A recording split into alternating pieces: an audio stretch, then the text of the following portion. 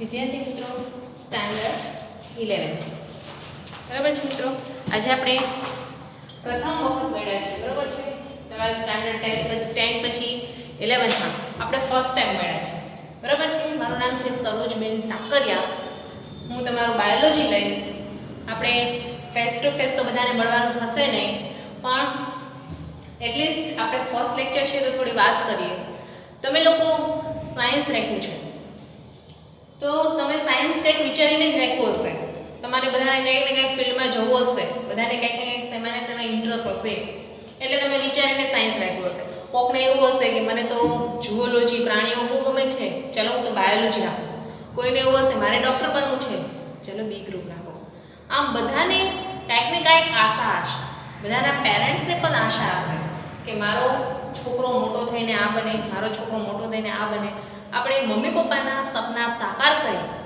ને આ પગથિયું ચડવાનું છે બરાબર છે મિત્રો આપણે આ જે કામ કરીએ છીએ આપણે જે પણ સ્ટડી કરીએ તે પૂરી ધ્યાનથી કરવાનું છે પૂરું દિલ દઈને કરવાનું છે મિત્રો આપણે કહીને જે કેરિયરનું પગથિયું છે પ્રથમ પગથિયું કેરિયર અહીંથી જ આપણે સ્ટાર્ટ કરવાનું છે અહીંથી આપણે કેરિયર સ્ટાર્ટ કરીને આગળ વધવાનું છે અને આગળ વધી અને અહીંથી તમારા ફાટા પડશે કે મારે અહીંયા જવું છે એટલે મિત્રો 1 વર્ષ તમે તનતોડ મહેનત કરી લો તો રિઝલ્ટ ભગવાન આપશે જ આપણે એમ કહીએ છીએ ને ગીતામાં લખ્યું છે કર્મ કરતા રહો ફળની આશા છોડી દો જો તમે કર્મ કરશો તો તમને ફળ મળવાનું જ છે અને ક્યારેય પણ મિત્રો નિરાશ ન થાઓ ચડતી પડતી એ જ જિંદગી કહેવાય ને ગુજરાતીમાં ચડતી પડતી એ જ જિંદગી દુઃખ તો આવવાનું જ છે જો તમને દુઃખ કંઈક મળશે જીવનમાં તો જ તમે આગળ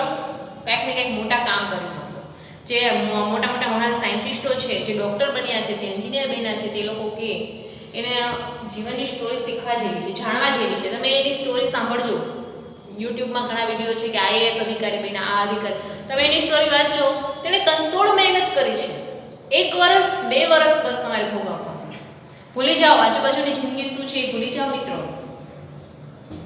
અને તમે એટલીસ્ટ એવી રીતે વાંચો કે તમે પૂરી દિલ દઈને વાંચો તમને યાદ રહે જ જશે ઘણા મિત્રોની ફરિયાદ હોય છે કે મેડમ યાદ નથી મેડમ આવું થાય છે મેડમ પણ નહીં કંઈ થશે નહીં મિત્રો તમે બસ એટલીસ્ટ એમાં ધ્યાન દઈને વાંચશો ને મિત્રો તો તમને બધું યાદ રહી જશે ભગવાન તમને આપશે જ પણ તમે હાર્ડ વર્કિંગ કરો હાર્ડ વર્કિંગ વેલ ગુડ રિઝલ્ટ તમને મળશે જ રિઝલ્ટ હાર્ડ વર્ક કરો બરાબર છે મિત્રો આપણે સ્ટાન્ડર્ડ 11 સ્ટાર્ટ કરી રહ્યા છીએ આપણને ખબર છે 2 ગ્રુપ છે તમને બધાને ખબર છે A અને B તમારે બાયોલોજી ચૂઝ કર્યું છે તમે તો મેથ્સ ભૂલી જવાનું છે બાયોલોજી ફિઝિક્સ અને કેમેસ્ટ્રી બધા સબ્જેક્ટ ઈઝી જ છે અત્યારથી મનમાં ધારણા કરી લો બધા ઈઝી જ છે મારે ભણવાના જ છે અને જે નથી આવડતું એના ઉપર વધારે ધ્યાન દઈશ ફિઝિક્સ જેના ઘણા મિત્રોની એવી ફરિયાદ હોય છે કે મેડમ અમને તો ફિઝિક્સ નથી સમજાતું અમારે તો એટલે જ એ ગ્રુપ ન રાખ્યું અમે મેથ્સ આવે છે એટલે જ એ ગ્રુપ ન રાખ્યું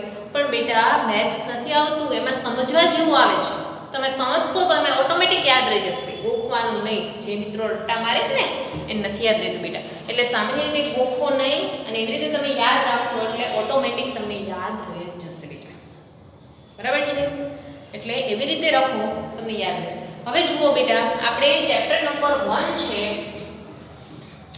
સ્ટાન્ડર્ડ 11 નું ચેપ્ટર 1 છે ટોટલ તમારે એકમ 22 છે ચેપ્ટર 22 છે બરાબર છે એમાં આગળનું છે ચેપ્ટર એ વનસ્પતિ વિદ્યા છે પ્રાણી વિદ્યા છે જીવંત વિશ્વ છે પછી વચ્ચેના આવે છે વુમન્સ બોડી આવે છે પાચન તંત્ર છે ઉત્સર્જન તંત્ર છે ચેતા તંત્ર છે આવું બધું આવશે મનુષ્યમાં અને પછી વનસ્પતિમાં આવશે એકલિંગી દ્વિલિંગી ઉભયલિંગી આવી બધી વનસ્પતિ એટલે કે 2 ફાટા પડશે પ્રાણીશાસ્ત્ર આવશે વનસ્પતિ શાસ્ત્ર આવશે અને આગળ વનસ્પતિ ઉદ્યાન પ્રાણી ઉદ્યાન આવા બધા ચેપ્ટર્સ આવશે બરાબર છે તો બધા અલગ અલગ ચેપ્ટર્સ છે ઈઝી છે જો ધ્યાન દઈને ભણશો તો બહુ જ ઇન્ટરેસ્ટિંગ ચેપ્ટર છે તમારે પાછળના ચેપ્ટરમાં તો તમારે હાર્ટ આવશે ઈયર આવશે આઈસ આવશે આ બધું ભણવામાં આવશે ને તો તમને એમ થાય હા ડૉક્ટર જ બની જાય એવું બધું ઇન્ટરેસ્ટિંગ આવશે અને બધું ડીપમાં આવશે અને મજા આવે એવું છે જો તમે ઇન્ટરેસ્ટ દઈને ભણશો ને બાયોલોજી તો તમને કહું સ્ટાન્ડર્ડ બહુ સરસ બાયોલોજી છે તો આપણે ચેપ્ટર 1 સ્ટાર્ટ કરી રહ્યા છીએ જીવંત વિશ્વ તો આ ચેપ્ટરમાં આપણે સજીવ એટલે શું. પછી ભણવાનું છે જીવન શું છે. આખા ચેપ્ટરનું પહેલા તમને મેઇન કહી દઉં છું જીવન શું છે. પછી જીવનના સજીવના સામાન્ય લક્ષણો.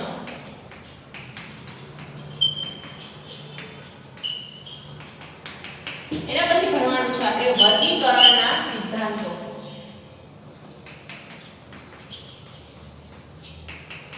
એના પછી ભણશું એકત્રીકરણ,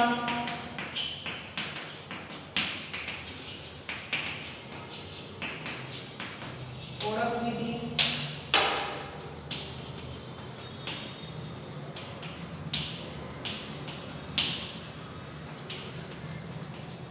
વર્ગીકરણની કક્ષાઓ. એમાં કક્ષકો, વર્ગીકરણની કક્ષા અને વર્ગીકરણની શ્રેણી. આટલું ભણશું. અને ત્યારબાદ વર્ગીકરણના મુખ્ય સંસાધનો ભણવાના છે.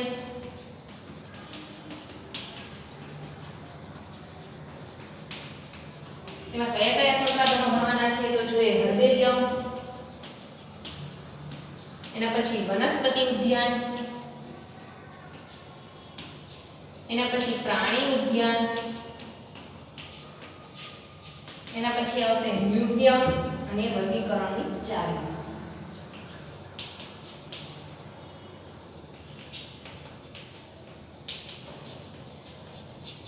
આટલું મિત્રો આપણે આ ચેપ્ટરમાં ભણવાનું છે.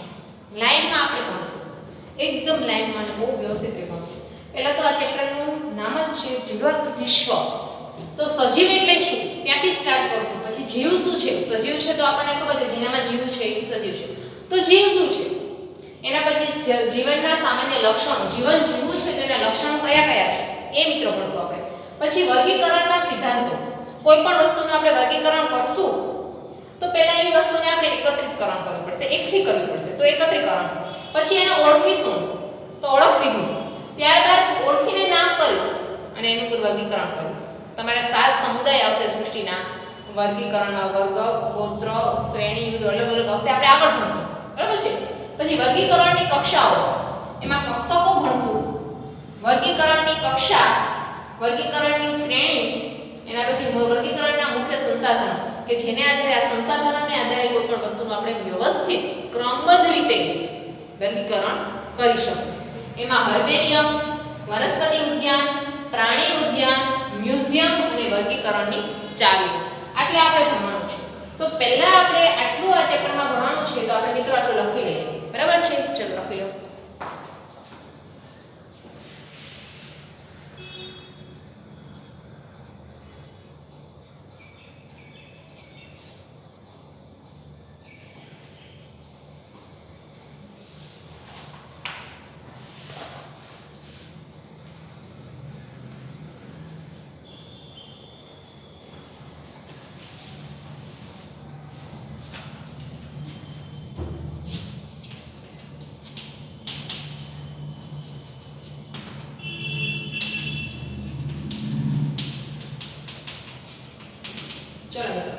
સજીવ એટલે શું. પહેલા તો ક્વેશ્ચન એમ થાય સજીવ એટલે શું.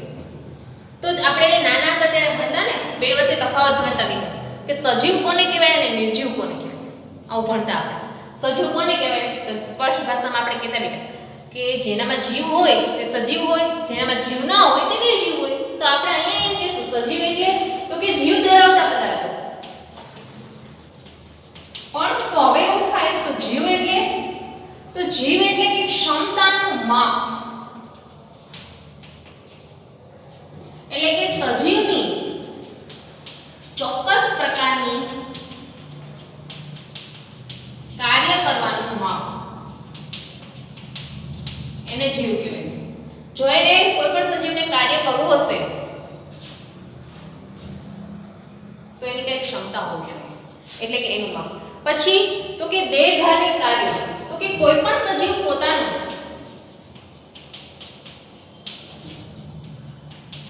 અસ્તિત્વ ટકાવી રાખવા માટે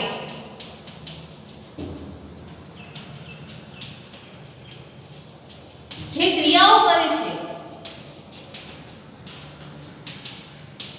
એને કહેશું આપણે દેહધાર્મિક કાર્ય. કોઈ પણ સજીવ છે તેને અસ્તિત્વ ટકાવવું હશે તો તેનું ક્રિયાઓ કરવી પડશે. તો કે કઈ ક્રિયાઓ? તો કે સામાન્ય રીતે પાચન, શ્વસન લેવું પડશે અને ઉત્સર્જન. જો આ બધી ક્રિયાઓ કરે તો જ એનું જીવન ટકશે. તો કે દેહધાર્મિક કાર્ય, તો કે કોઈ પણ સજીવ પોતાનું અસ્તિત્વ ટકાવી રાખવા માટે જે ક્રિયાઓ કરે છે તેને કહેવાય દેહધાર્મિક કાર્ય. હવે દેહધાર્મિક કાર્યમાં આવશે પાચન, શ્વસન અને ઉત્સર્જન. હવે દેહધાર્મિક કાર્ય કરવું છે તો આપણા શરીરમાં થાય છે ચયાપચય.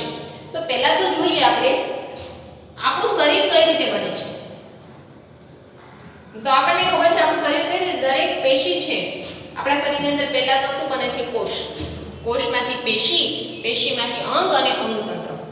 બધા પેશીઓ જોડાય છે અને કોષ બનાવે છે. તો કે દરેક પેશી કોષ વડે જોડાય છે. દરેક કોષ જોડાય અને પેશી બને છે. એટલે આપણે જોઈએ તો કે કોષ જોડાય અને પેશીની રચના થાય, પેશી જોડાય અને અંગની રચના થાય અને છેલ્લે અંગતંત્ર એટલે કે શરીર દેહ. બરાબર છે મિત્રો? તો કે શરીરના દરેક કોષ છે, શરીરના દરેક કોષ આપણી વાત કરી. એક કોષ આપણે ખબર છે સજીવ બે પ્રકારના હોય છે મિત્રો, ભણી ગયા 9મા દસમામાં. એક કોષીય સજીવો અને બહુકોષીય સજીવો. બરાબર છે? હવે એક કોષીય સજીવ કોને કહેવાય આપણે? તો કે એવો સજીવ કે જે પોતાનું જીવન એક કોષથી શરૂ કરે અને એક કોષથી જ મૃત્યુ પામે. સ્વયંજનનની ક્રિયા છે. એક કોષમાંથી સામે એક કોષ જ અસ્તિત્વમાં આવે. આ એક કોષીય સજીવ. જેવો નિર્માણ પામ્યો હશે ને, મૃત્યુ પામ્યો હશે ત્યારે એવો જ હશે. પણ જ્યારે બહુકોષીય સજીવોમાં હજારોની સંખ્યામાં કોષોની સંખ્યા જોવા મળે છે. હજારોની સંખ્યામાં કોષો હશે બહુકોષીય સજીવોમાં. બરાબર છે? હવે બહુકોષીય સજીવોમાં શું હોય છે? તો કે દરેક કોષ છે તેનું કાર્ય અલગ અલગ હોય છે. એક્ઝામ્પલ, આપણા સજીવ શરીરનું નિર્માણ કરવું છે તો હાથના કોષો છે આ. હવે હાથના કોષો એવા હશે કે એવા કોષો કે જે બધા જોડાઈને હાથનું નિર્માણ કરશે. હૃદયના કોષો એવા હશે કે બધા જોડાઈને હૃદયનું નિર્માણ કરશે. એવા કોષો તો કે બ્લડના કોષો તો કે એવા હશે કે જેને બ્લડનું નિર્માણ કરવું હશે. તો કે બધા કોષો, બહુકોષીય સજીવોમાં બધા કોષો છે, બધાનું અલગ અલગ કાર્ય હોય છે. બધાનું અલગ અલગ કાર્ય હોય છે અને આ બધા કોષ ભેગા મળી પેશીની રચના કરશે. પેશીની રચના કરી એટલે કે આપણા હાથના કોષો જોઈએ તો કે એક કોષ નહીં હોય, એમાં હજારોની સંખ્યામાં કોષો હશે. આ બધા કોષો સરખા હશે, સાથે ભેગા મળી પેશીની રચના કરશે. પેશીની રચના કરી અને એમાંથી અંગ એટલે હાથ બનશે અને અંગ, અને આ બધા અંગો જોડાશે મારા શરીરના અને અંગ તંત્રની રચના થશે. બરાબર છે મિત્રો? આ રીતે તો કે દરેક કોષ, કોષમાંથી પેશી, પેશીમાંથી અંગ અને અંગ તંત્ર, અને આ બધા જ્યારે સાથે કામ કરે ત્યારે જ આપણું શરીર બધી ચયાપચય ક્રિયા કરી શકે. બરાબર છે? તો હવે મિત્રો એવો ક્વેશ્ચન થાય, ચયાપચય એટલે શું? તમે મિત્રો આગળ ભણી ગયા છો ચયાપચય. વિચાર કરો, ચલો ચયાપચય સિમ્પલ ભાષામાં બોલો, યાદ કરો. ચયાપચય એટલે શું? ચલો તમે ગુજરાતીમાં ભણતા મિત્રો કે ચયાપચય સંધિ છોડો, સંધિ જોડો. દસમામાં ભણતા ને? ચય પ્લસ અપચય એટલે ચયાપચય કહેતા ચય પ્લસ અપચય. આપણે એ ભાષામાં ભણીએ. ચલો પહેલા તો ચય. ચય ક્રિયા એટલે તો કે સંશ્લેષણાત્મક ક્રિયા. સંશ્લેષણાત્મક પ્રક્રિયા. સંશ્લેષણાત્મક પ્રક્રિયા એને કહેવાય ચય પ્રક્રિયા. એટલે કે શરીરની અંદર મેં જે ખોરાક લીધો એમાંથી જે મને ઊર્જા મળી એને કહેવાય સંશ્લેષણાત્મક પ્રક્રિયા. બરાબર છે? અને બીજી પ્રક્રિયા છે અપચય. તો આને આપણે કહીશું વિખંડનાત્મક પ્રક્રિયા. એટલે કે શું વિખંડનાત્મક પ્રક્રિયા એટલે મોટા અણુ પર, કોઈ મોટા અણુ પર રાસાયણિક પ્રક્રિયા થઈ એનું શું થાય? વિભાજન.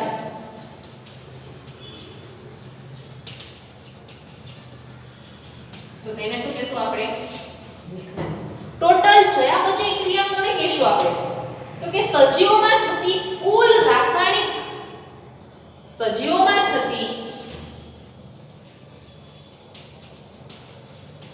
કુલ રાસાયણિક પ્રક્રિયા ઓનો સમૂહ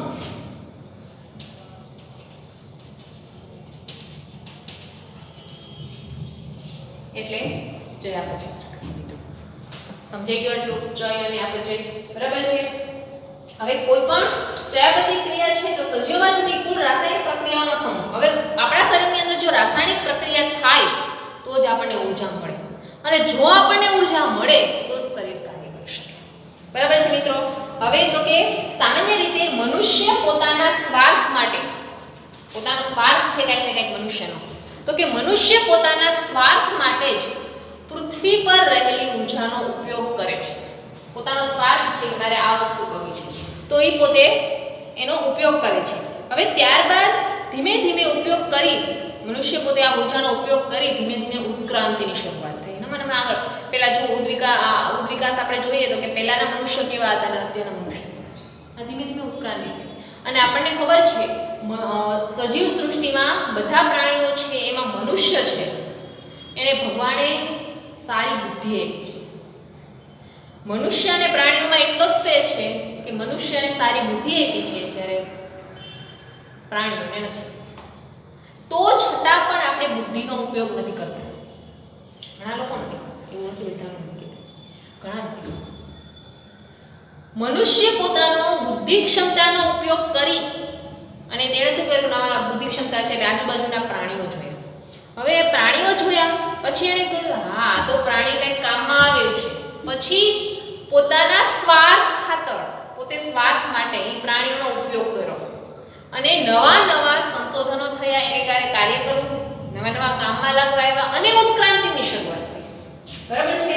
અને જેને આપણે જોઈએ તો કે મનુષ્ય પોતાની જિજ્ઞાસા વૃત્તિને આધારે આ પ્રાણીઓનો ઉપયોગ કર્યો અને ધીમે ધીમે એને કારણે ઉત્ક્રાંતિ થઈ અને વર્ગીકરણની શરૂઆત. આની વર્ગીકરણની શરૂઆત થઈ. બરાબર છે? ત્યારબાદ તો કે હવે આપણે જોઈએ શરૂઆતમાં વર્ગીકરણ હતું એ ચોક્કસ હતું, સજીવ અને નિર્જીવ અલગ નહોતા. પણ જેમ જેમ ટાઈમ આગળ ગયો તેમ સાયન્ટિસ્ટોએ શું કર્યું તો કે જેમ જેમ સમય ગયો તેમ સજીવો અને નિર્જીવો આ બંનેને અલગ કર્યા. વૈજ્ઞાનિકોએ સજીવો અને નિર્જીવોને અલગ કર્યા અને ત્યારબાદ એવો દાવો કર્યો કે શરૂઆતમાં પ્રાણી અને વનસ્પતિ સમૂહને અલગ કર્યા અને વૈજ્ઞાનિકો દ્વારા ઘણા પ્રકારની વર્ગીકરણ પદ્ધતિ આપી. હવે આપણે સમજશું આપણે. બરાબર છે? તો કે જોઈએ તો કે સજીવના શું લક્ષણો છે? સજીવ છે તો કંઈક સજીવના લક્ષણો હશે ને? સજીવના લક્ષણો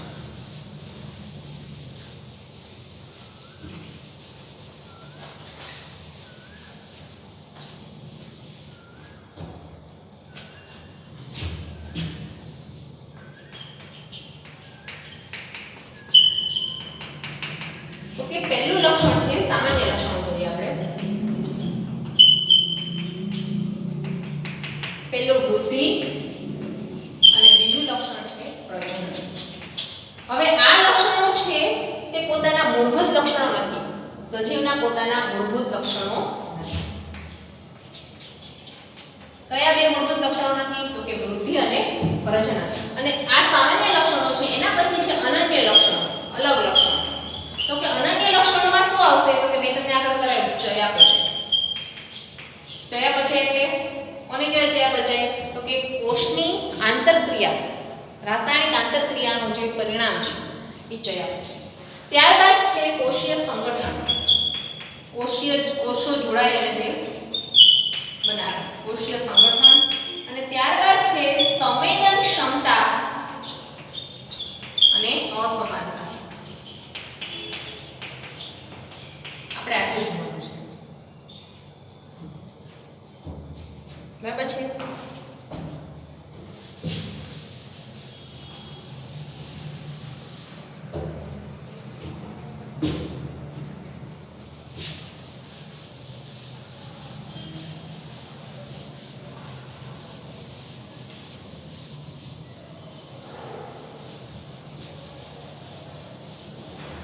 આટલું લખી લેજો. પછી આપણે ચાલુ કરીએ પહેલું વૃદ્ધિ અને પ્રજનન.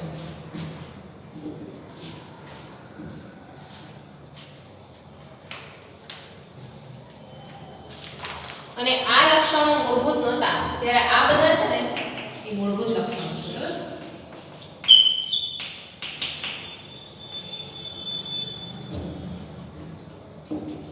ચલો મિત્રો, હવે આપણે જોઈએ છીએ વૃદ્ધિ. પેલું સ્થાન પર. બરાબર? જો મિત્રો, વૃદ્ધિ સામાન્ય રીતે વૃદ્ધિ શેમાં થાય તો કે કદ અને સંખ્યા. જો મિત્રો,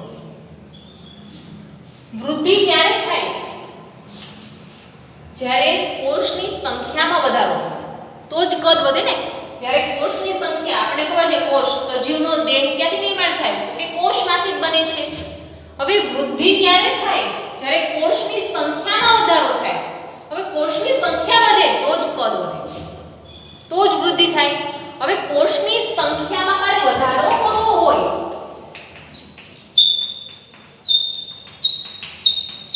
તો શું કરવું પડશે? તો તમારે આગળ આવી ગયું કોષ વિભાજન. જ્યારે એક કોષ છે એનું વિભાજન થાય અને બે કોષ નિર્માણ થાય ત્યારે જ વૃદ્ધિ થાય ને. કોષની સંખ્યામાં વધારો એટલે કે એક કોષમાંથી બે, બે માંથી ચાર. જ્યારે કોષની સંખ્યામાં વધારો થાય તો જ કદમાં વધારો થાય અને કદમાં વધારો થાય તો જ વૃદ્ધિ થાય. બરાબર છે મિત્રો? તો કોષની સંખ્યામાં વધારો, કોષ વિભાજન.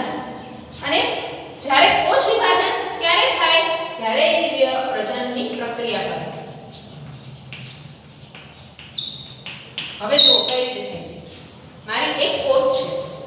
હવે કોષનું વિભાજન ક્યારે થાય તો કે પહેલા કોષ છે તે આજુબાજુના પર્યાવરણમાંથી શું કરે છે? પોષક તત્વો મેળવે છે.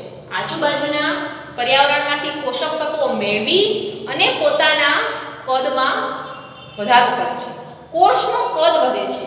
હવે કોષનું જ્યારે કદ વધે ત્યારે કોષ વિભાજનની પ્રક્રિયા થાય અને કોષ વિભાજનની પ્રક્રિયામાંથી એકમાંથી બેનું નિર્માણ થાય અને બેમાંથી ચાર કોષનું નિર્માણ થાય. ક્યારે થાય?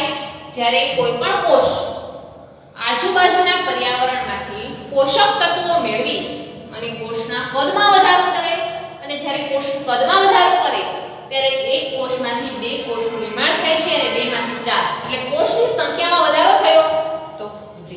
બરાબર છે? એટલે કે સજીવ દેહમાં એક કોષીય સજીવો પ્રજનનની પ્રક્રિયા કોષ વિભાજનથી કરે છે. હવે એક કોષીય સજીવો છે તે સામાન્ય રીતે અલિંગી બે પ્રકારના પ્રજનન હશે. લિંગી પ્રજનન અને અલિંગી પ્રજનન.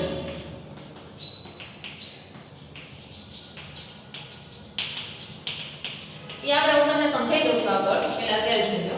પ્રજનન બે પ્રકારના હોય છે. બરાબર છે? હવે સામાન્ય રીતે એક કોષીય સજીવો હોય છે.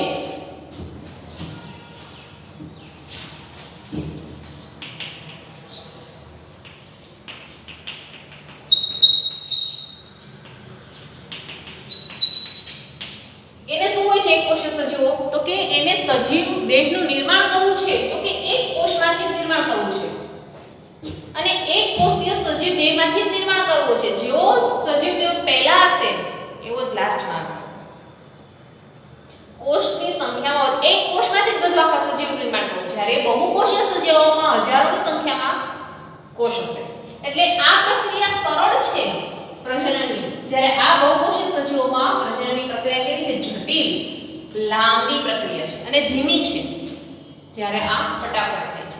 એક્ઝામ્પલ આપણે આમાં જોઈએ એક કોષીય સજીવમાં પ્રજનન તો કે અમીબા, પેરામીશ, આ બધા એક કોષીય છે. અને જ્યારે બહુકોષીયમાં તો આપણા સજીવ દેહ જ છે બધા. બરાબર છે? આવો. બરાબર છે? હવે જોઈએ આગળ તો કે બંને સજીવોમાં કદ અને સંખ્યામાં વધારો એની કેસ આપણે વૃદ્ધિ. બરાબર છે મિત્રો? હવે આ સામાન્ય રીતે વૃદ્ધિ છે એના બે પ્રકાર છે. વૃદ્ધિના બે પ્રકાર છે, પરિમિત વૃદ્ધિ અને અપરિમિત વૃદ્ધિ.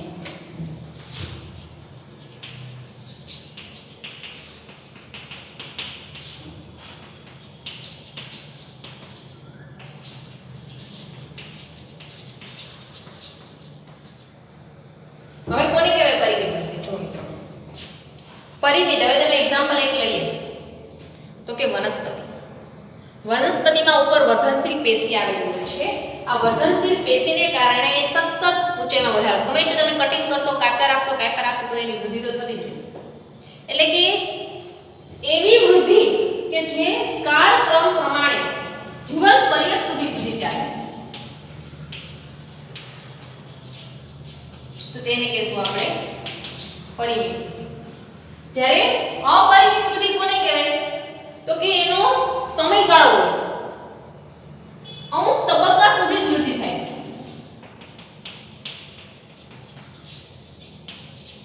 અને પછી અટકી જાય. એક્ઝામ્પલ પ્રાણી. વનસ્પતિમાં પરિમિત આવશે, બરોબર છે. આમાં એક્ઝામ્પલ આવશે વનસ્પતિ અને આમાં એક્ઝામ્પલ આવશે, બરાબર છે, પરિમિત અને અપરિમિત. એટલે સામાન્ય રીતે જીવન ચક્રના ચોક્કસ સમયગાળા દરમિયાન વૃદ્ધિ થાય તો તેને અપરિમિત વૃદ્ધિ કહેવાય, અને જનન પર્યાય સુધી આખા જ્યાં સુધી જીવે ત્યાં સુધી ચાલ્યા જ રાખે તેને કહેવાય પરિમિત વૃદ્ધિ. બરાબર છે. આ બે પ્રકાર છે, પરિમિત અને અપરિમિત. હવે ત્યારબાદ જોઈએ તો કે વૃદ્ધિ પણ કેવા પ્રકારની હોય? તો કે પ્રાથમિક વૃદ્ધિ. પ્રાથમિક વૃદ્ધિ. તો કે પ્રાથમિક વૃદ્ધિ કોને કહેવાય? તો કે સામાન્ય રીતે કોઈ પણ કોષ છે, જીવન ચક્રની શરૂઆત એક જ કોષ હોય, એ એક કોષ જોડાય, બે કોષ જોડાય યુગ્મનજ, અને યુગ્મનજમાંથી ફલિતાંડનું નિર્માણ કરી અને એમાંથી સજીવ દેહનું નિર્માણ થાય. એટલે કે જ્યારે કોષમાંથી પેશી, પેશીમાંથી અંગ અને અંગમાંથી અંગતંત્ર એટલે કે નું નિર્માણ થાય છે, એને પ્રાથમિક વૃદ્ધિ કહેવાય. બરોબર છે. અત્યારે સમજવાનું નથી, આગળ આવશે તમારે પ્રાથમિક વૃદ્ધિ અને દ્વિતીયક વૃદ્ધિ. અત્યારે ખાલી આટલું રાખશે, બરાબર. હવે જોઈએ આપણે તો કે બીજું પ્રજનન. આટલું મિત્રો યાદ રાખજો. જુઓ, વૃદ્ધિ કોને કહેવાય? વૃદ્ધિ તો કે કદ અને સંખ્યામાં વધારો, તો એને કહેશું વૃદ્ધિ. હવે કોષની સંખ્યામાં વધારો. હવે કોષની સંખ્યામાં વધારો ક્યારે થશે? જ્યારે કોષ વિભાજનની પ્રક્રિયા થશે ત્યારે. હવે કોષ વિભાજનની પ્રક્રિયા ક્યારે થશે મિત્રો? તો કે જ્યારે પ્રજનનની પ્રક્રિયા થાય. હવે પ્રજનનની પ્રક્રિયા થશે ત્યારે જ કોષ વિભાજન થશે. એટલે કે જ્યારે પ્રજનનની પ્રક્રિયા થશે ત્યારે એક કોષમાંથી પેલા શું કરે છે કોષ? તો કે આજુબાજુના પર્યાવરણમાંથી પોષક તત્વો મેળવે છે, અને પોષક તત્વો મેળવી અને તેના કોષના કદમાં વધારો કરે છે, અને કોષના કદમાં વધારો કરી અને તે ભાગ પડે છે અને એકમાંથી બે કોષ નિર્માણ પામે છે. આ વૃદ્ધિ. ત્યારબાદ વૃદ્ધિના પ્રકારો હતા બે છે, પરિમિત વૃદ્ધિ અને અપરિમિત વૃદ્ધિ. એવી વૃદ્ધિ કે જે જીવન પર્યાય સુધી ચાલ્યા રાખે, ચાલ્યા જ રાખે છે. તમે વૃક્ષને ગમે એટલું કાપશો તો ઉગ જ રાખશે, તો એ જીવન પર્યાય વૃદ્ધિ છે, સરળ વૃદ્ધિ છે. અને દાખલા તરીકે વનસ્પતિ અપરિમિત વૃદ્ધિ, તો કે જીવનના અમુક તબક્કા સુધી જ થાય, પછી ન થાય. પ્રાણી એક્ઝામ્પલ આપણે આપવું હોય તો કે પ્રાણી છે, આપણે જીવા જ રાખે એવું નથી, આખું લિમિટિંગ છે. અત્યારે રેશિયો થઈ ગયો છે કે 60 થી 65 વર્ષ, એનાથી આગળ ઓછા છે. પહેલાના માણસો હતા જે છે હજી 90 95 વર્ષ સુધી 100 વર્ષ સુધી જીવતા, પણ એ લોકોની ખાણીપીણી એવી હતી એ પ્રકારની, એટલે એ લોકો જીવી શકતા. અત્યારે બધું આપણે જે ખાઈએ છીએ બધું હાઇજીન છે, બધું કેમિકલ વાળું, ભેળસેળ વાળું છે. અને આપણે એમ કહે કે આવું ખાવું છે આપણે આવું, પણ આપણે જ્યારે ઉગાડે છે ત્યારે આપણે એની પ્રોસેસ તો જોઈ નથી, આપણને તો ખબર જ નથી. આપણા શરીરમાં ધીમે ધીમે એ બધું અંદર જાય છે અને કાળક્રમે ઝેર બને છે, અને જેને કારણે આપણા શરીરના અવયવો છે, અંગો છે, એને હાનિ પહોંચે છે અને ડેમેજ થાય છે, અને એને કારણે મૃત્યુ થાય છે. બરાબર છે. આ તમારું છે અપરિમિત અને અપરિમિત. અહીંયા સુધી